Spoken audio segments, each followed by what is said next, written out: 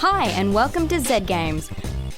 Recorded live at 4ZZZ Studios in Brisbane and broadcast nationally over the Community Radio Network, Z Games brings you the latest gaming news, reviews and interviews from across Australia and around the world.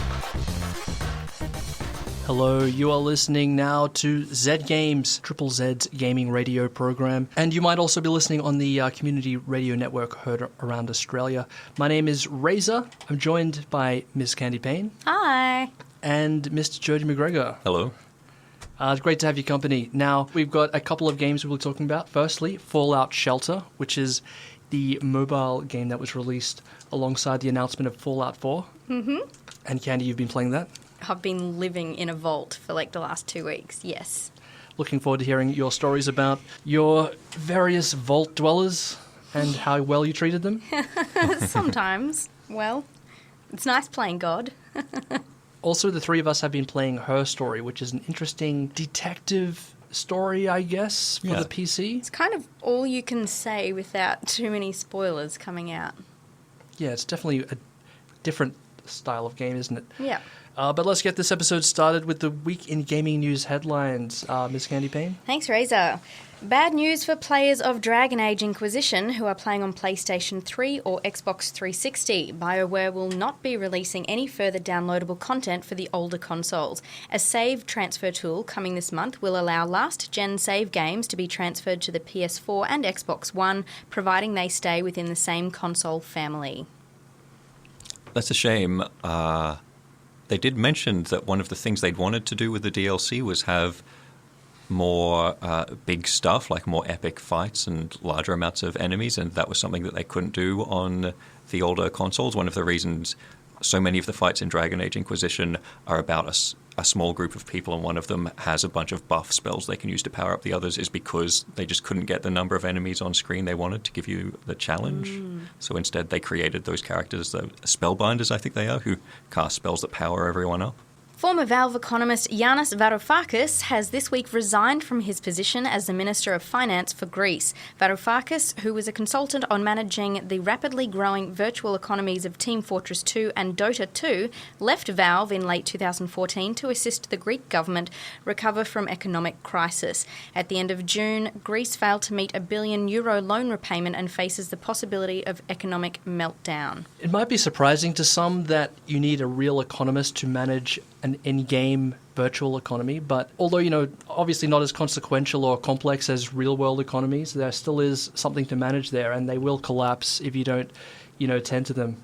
I think it's just an indication of how far-reaching that whole crisis really is. I think there's obviously so many things that people probably don't consider. You see on the news everyone lining up for banks and things like that, but it clearly just goes so much deeper. A member of notorious hacker collective Lizard Squad has been found guilty of over 50,000 charges relating to computer crimes, including the attacks that brought down Xbox Live and the PlayStation Network last year. 17-year-old Julius Kivamaki from Finland, known online as Z-Kill, will not go to prison but will serve a 2-year suspended sentence and has been ordered to fight against cybercrime. I'm not sure how you can be convicted of 50,000 crimes and not go to jail. Yeah, and then just be ordered to fight against cybercrime. So that's the part I like. That's like the backstory of a superhero. That's the first 5 minutes of Sneakers, right? This guy's going to be like the star of some 90s hacker movie. That's how they start. From criminal to superhero. Yes. Yeah.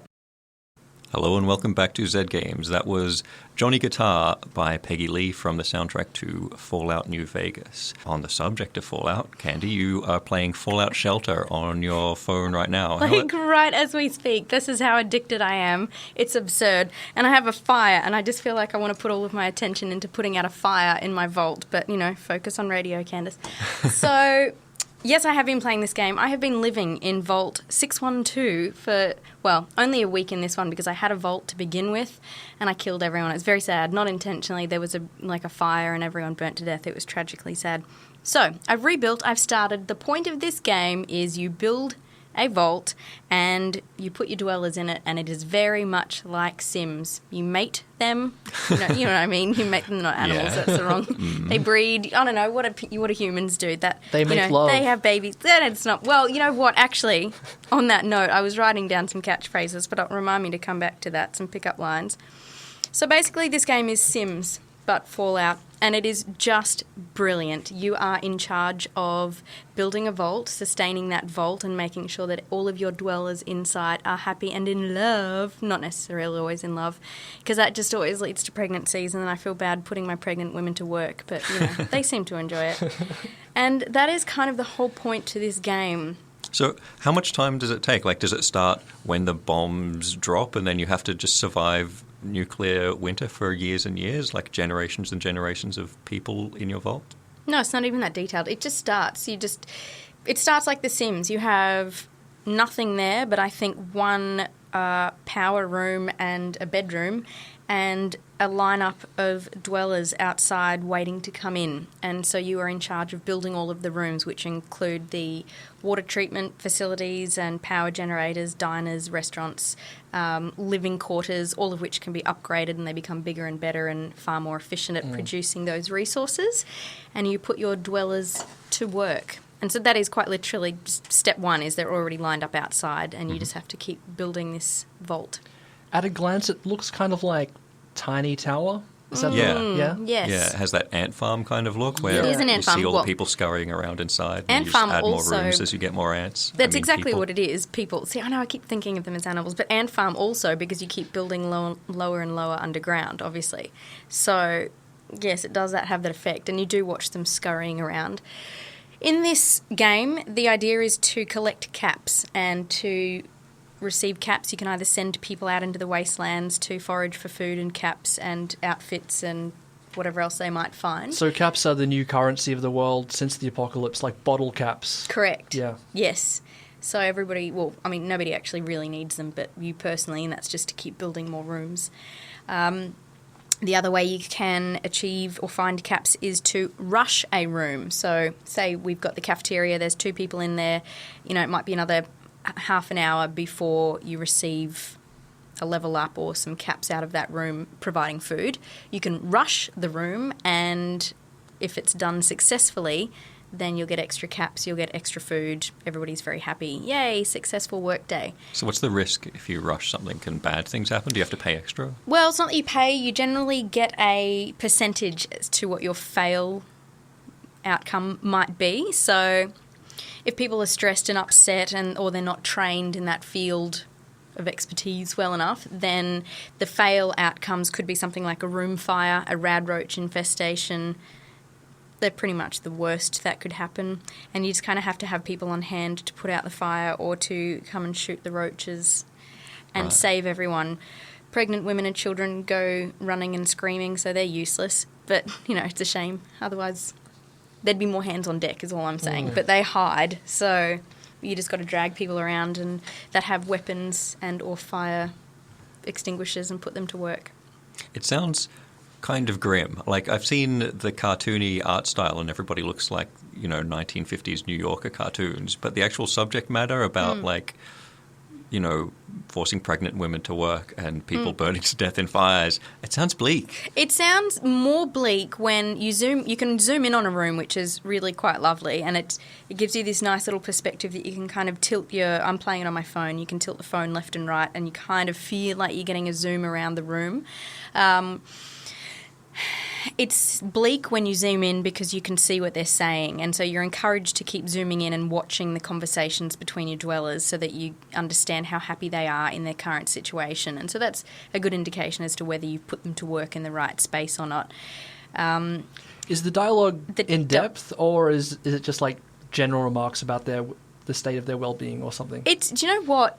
It's a little bit of both. Like, it's general remarks about their well-being, but then if you watch for long enough, they start getting into conversations about what they're going to have for dinner. I mean, it's still kind of on the surface, small talk, but it gives you it does change when they're unhappy. So it goes from, I couldn't be happier in my job, or this is the best day to be a dweller, all of this kind of rubbish.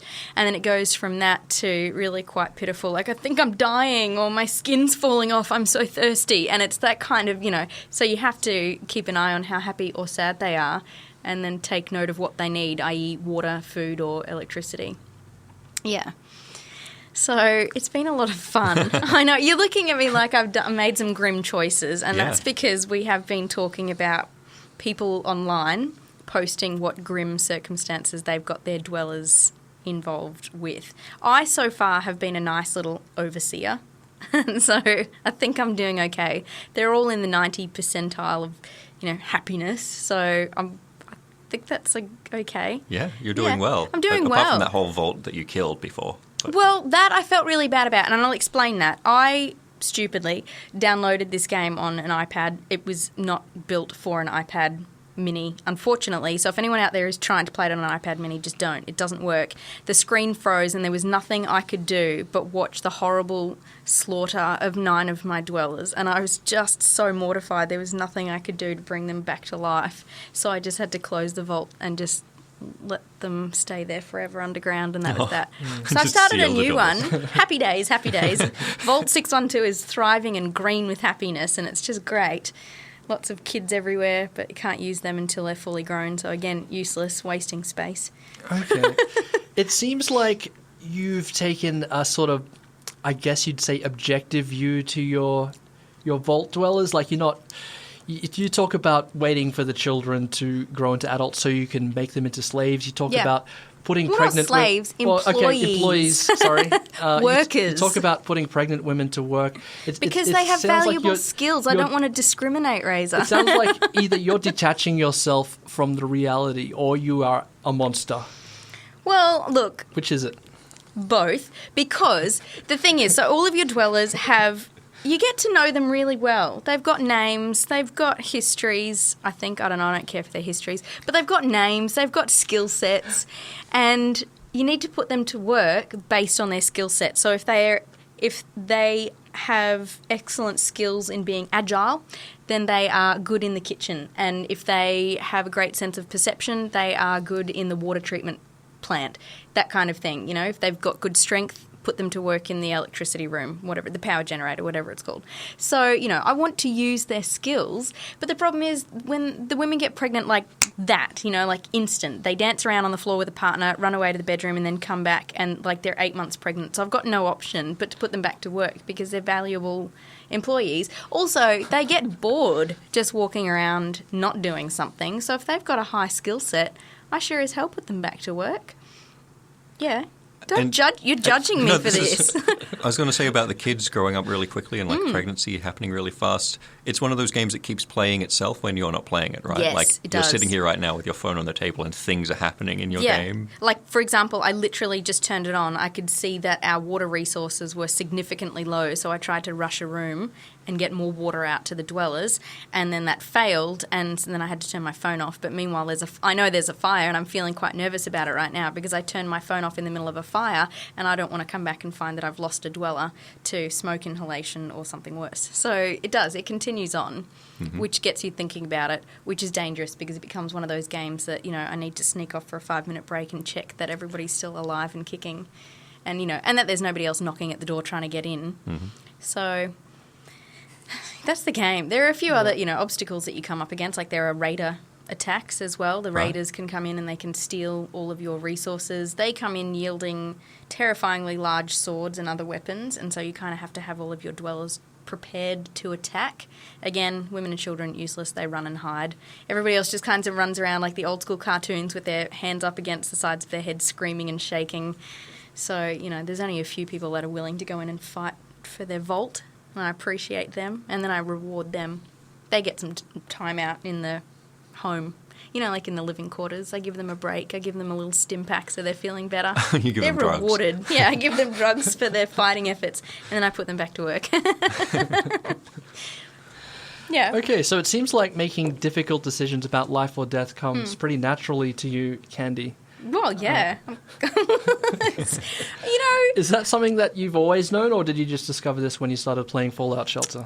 Well, I think I've always known it somewhat because I was a big Sims fan and I realise I kind of make them do the same thing. I can see what I need to get things running and happy. I have had a look online to see what people have been doing to either try and make themselves the monster overseer or, just messing around with the game. Like, for example, because women and children run and hide, or pregnant women and children run and hide, if you only had a vault full of women and children and you sent all of your men out to the wastelands to, forage for, caps and food, I've been looking at those kinds of things online to see what other people have been doing in their vaults and if that's working for them.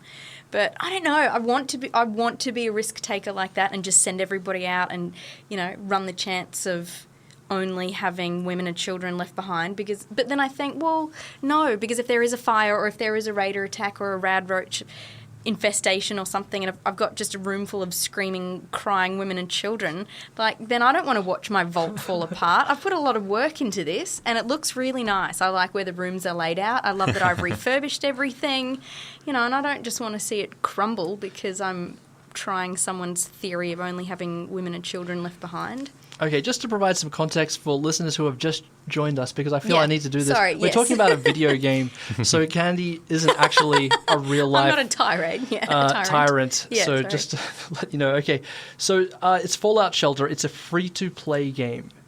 So that means must be some sort of transaction element to it somewhat. Yeah, have you tried spending money? Is it obvious? Yeah, you don't need to.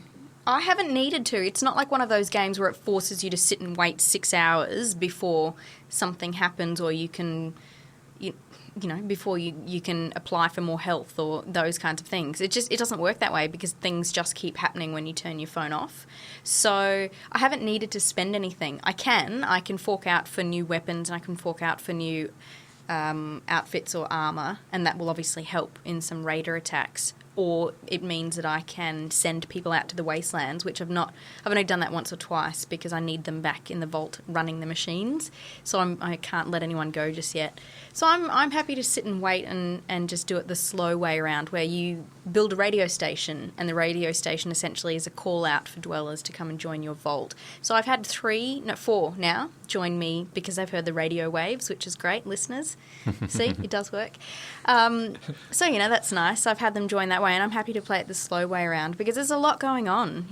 You put your people together and you make them fall in love, and then they have kids, and so then you get extra people in your vault that way because the kids eventually grow up and become adults. And, every time you hit a milestone with a certain number of dwellers in your vault, you unlock a new room or something like that. You get daily reports as well. So your report card tells you how well you're doing based on how happy everyone is, what their skills are, and how well the vault is running. And then you get caps for that.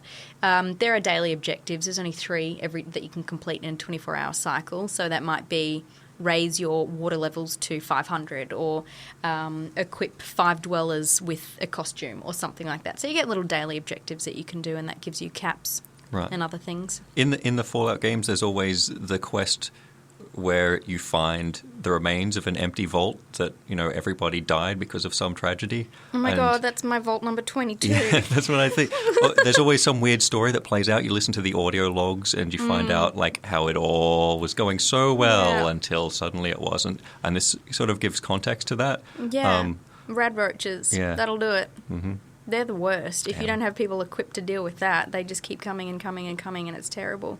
But mine are really good at jumping around and stomping on them. I feel like I've trained them in that. I've sent a lot of mine off to the athletics and the weights room, and so they're all training in their strength at the moment, so hopefully that helps. So there's a lot of... See, they get little things like that. They've got it's like a gym. They've got a classroom. They've got things to keep them occupied. So, don't look at me like I'm some terrible tyrant. No, I'm actually looking upon you with jealousy because I want to be an even more terrible tyrant than you. Unfortunately, it's only available for iOS right now with an Android release scheduled for August. Oh, that's not far away. Yeah, so looking forward to playing it then. Yeah. But if you do have an iOS device, there is still some minimum requirements. You can't just jump in with your iPhone 4. Unfortunately, you need an iPhone 5. 5, 6 up, and no iPad minis. Yeah, iPad mini 2, I believe, will work. Maybe, I think so, yes. Mine unfortunately did not. And that's how you lose a vault, listeners. So don't do that. Just download it on a device that works, because once you start, you can't stop. I'm just dying to get back to my Pip-Boy and see what's happened. Thank you very much, Candi, for that. That's Fallout Shelter. You're listening to Z Games. My name's Razor, joined by Miss Candi Payne and Jody Macgregor. There is a game that just came out last month. It's called Her Story, and it looks like a bit of a throwback to those old full-motion video games from the 90s, because the whole game is basically you watching a woman who has been interrogated by the police. Right, Jody? Yeah, it is like those old full-motion video games, except good. Because the thing about that sort of fad for FMV in the 90s, when CD-ROMs suddenly had this ability to actually have enough space on them that you could have actual actors in a studio somewhere, is that nobody really bothered hiring decent actors for any of those games. And this has a really decent actor at the center of it giving this performance, which is important because the entire game is just watching videos of this woman being interviewed by the police. So the idea is that back in 1994, a crime happened, and you are playing someone in 2015 trying to figure out what happened, and the only evidence you have is the video footage that's 21 years out of date and is stored in a weird police archive on like a Windows 95 looking computer. So you're playing someone who is sitting in front of a computer, so the screen just looks like their desktop, and the archive full of videos is searchable by keyword. So your main way of interacting with the game is just by typing in a word and then seeing which of the videos pop up, because the suspect's been interviewed 7 times, and every single one of them and those interviews has been chopped up so that all you see are her answers. You never hear what the police are saying, but you can search for every word that she says. So when you're playing, I don't know, I had a piece of paper beside me while I was playing it, so that any time she said anything interesting, I could write that down as a note. I should search for that keyword next. Did you guys do that? I didn't write it down. I was making mental notes, but I was opening up each file and changing the tagline on it. So I was putting all of the notes onto that, so that if I, for example, if I searched for the word sister, then it would bring up my 5 videos, and I could see which ones I've already watched, and I could see what tags I've put in that. So then I've gone, okay, well, no, I've read that, I've watched that. There's nothing new under that search term, so look for something else, and then that would trigger my memory as to what else I might want to search for because I've typed my notes in. So same kind of thing, but I just typed them on. Yeah. Yeah, it's interesting, like, the ratio of game to film, I guess.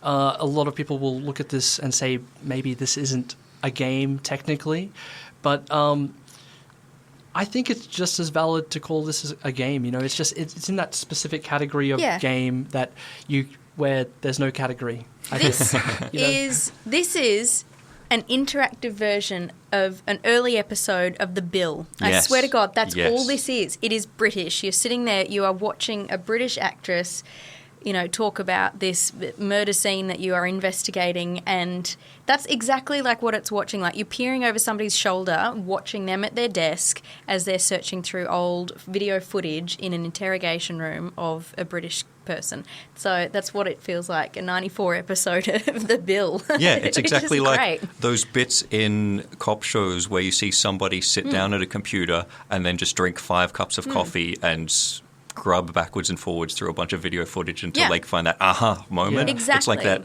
needle in a haystack clue search that happens in mystery fiction, but the video games never get right because that's normally such a frustrating thing to do, like hunting for clues in Gabriel Knight game or something where you just have to click on the exact right blade of grass to find the clue.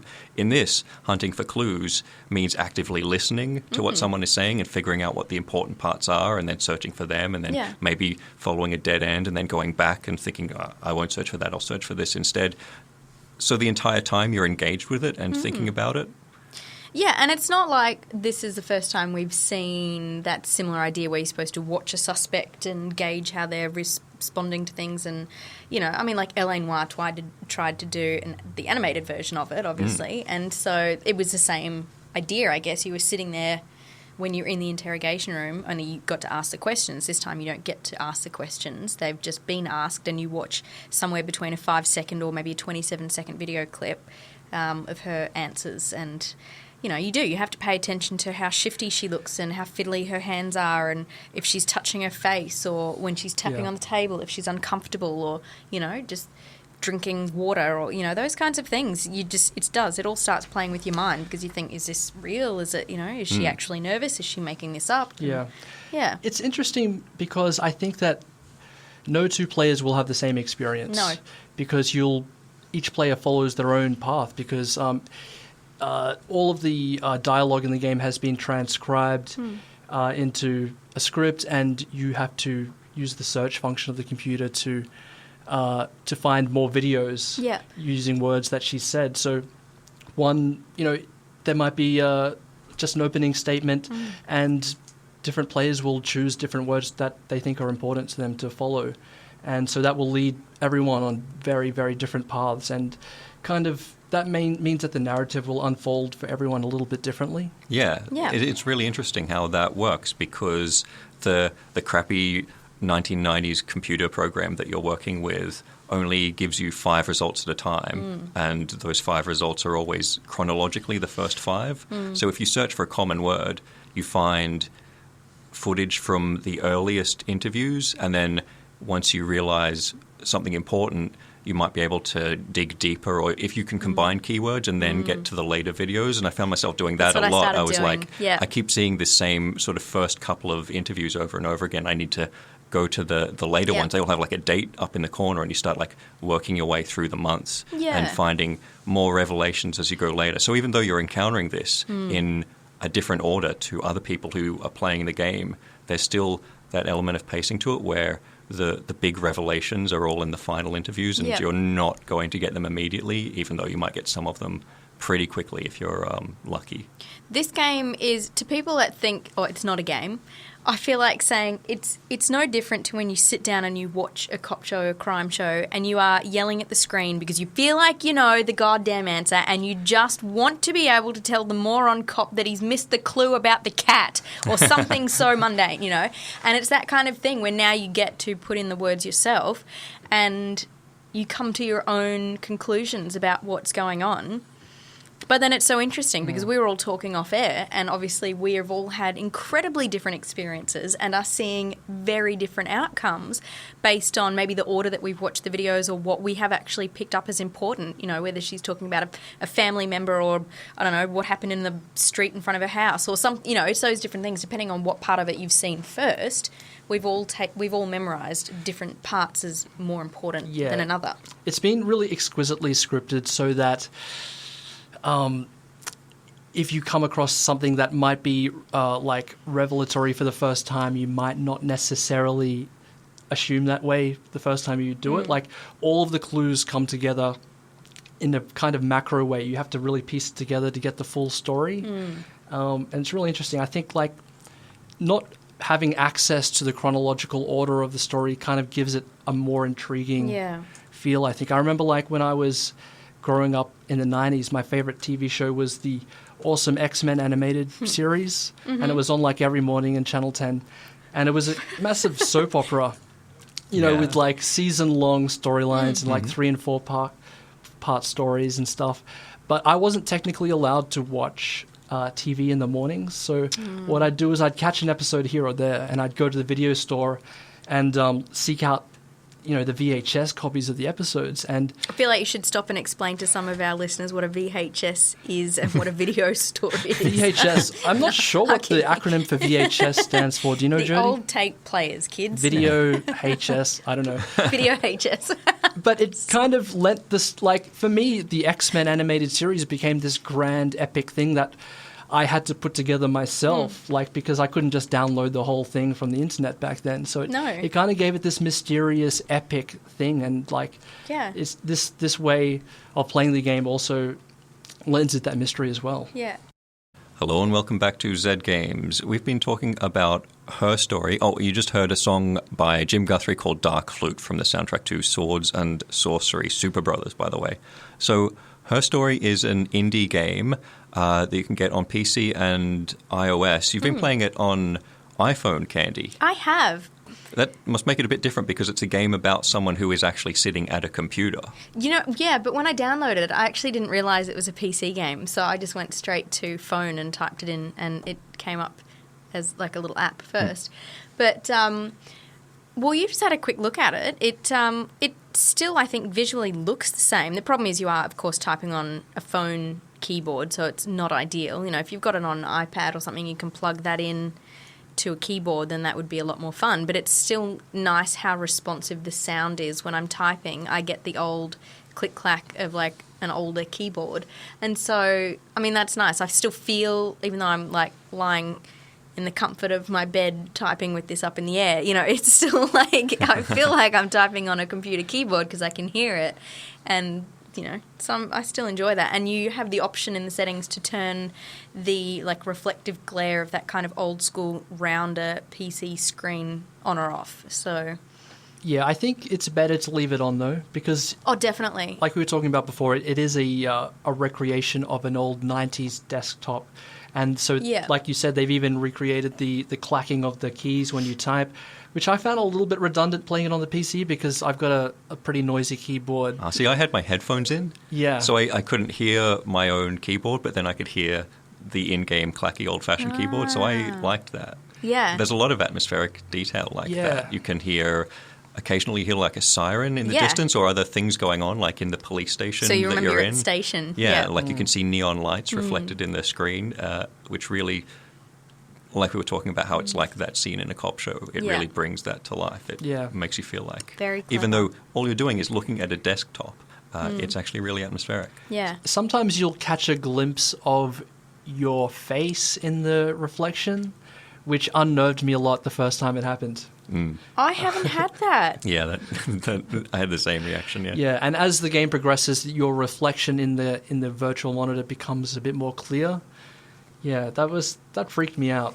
Yeah, that's weird. I haven't had that. Either I'm just not paying attention to the screen enough because I'm too busy focusing on the actor, or maybe it's not a feature. I don't know. It might happen the more you play. It's not a game that takes a very long time to play, I guess.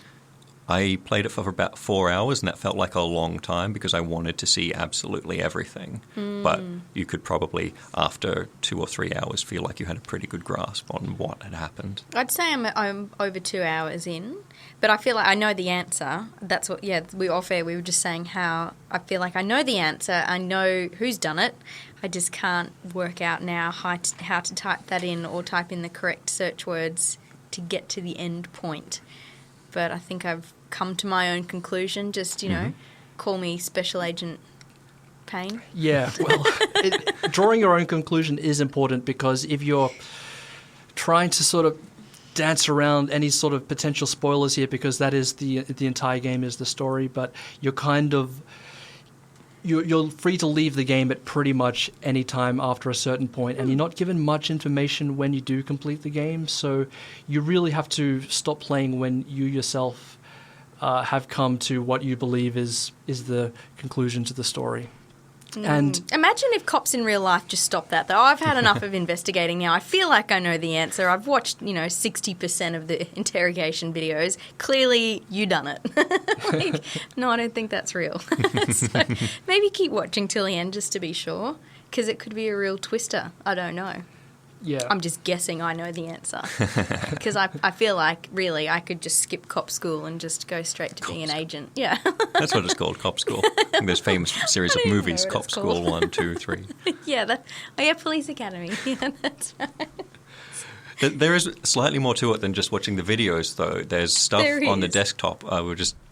Candi was fiddling around and found there's a hidden mini game if you look inside the recycle bins. If anybody hasn't done that, you should do that. I just wish I could change. You can also have a look at the clock, and it's a nice holiday Hawaii sunset scene in the background of your clock. I wish I could change that. I don't know why. They're just the little things like when I'm sitting at a real computer in a real job in real life, I go and, I personalise. I would have liked to have been able to personalise my desktop a little bit, just move things around. Yeah, and what happened to Solitaire? I know. Every computer in the 90s had Solitaire on it. I know. Solitaire or that ski game, Minesweeper. Anyone? Minesweeper. That's the one. Yeah. Yes. I didn't care for Minesweeper that much.